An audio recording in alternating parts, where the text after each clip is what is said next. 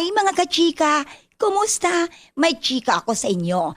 Alam nyo ba, nagluluksa ngayon si Ogie Alcacid sa yumaong pet dog. Oh my God, pet lover pala si Ogie Alcacid.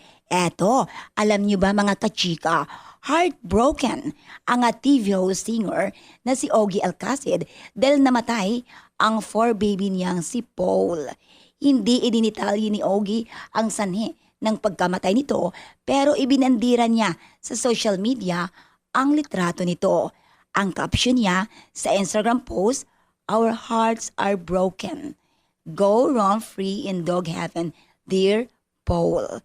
We love you," with a heart emoji, then folded hands emoji. Anya pa.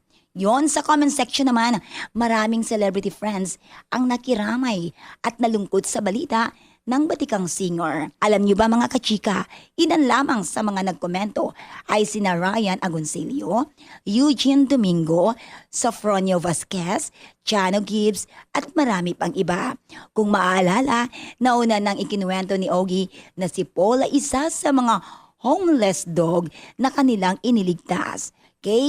Nako, pet lover talaga si Ogie. At sa isang interview, aminado din si Ogie na spoiled ang mga alaga niyang aso't pusa. Oo nga no, pag pet lover kayo, ganyan talaga. Eto pa, Chicho sleeps with us. Si Lou sleeps with Lila. Si Cyrus sa veranda, bantay niya yun. Wow, spoiled na spoiled pala yun. Oo, yung aso niyang namatay si Dear Paul. Okay, yan ating chika.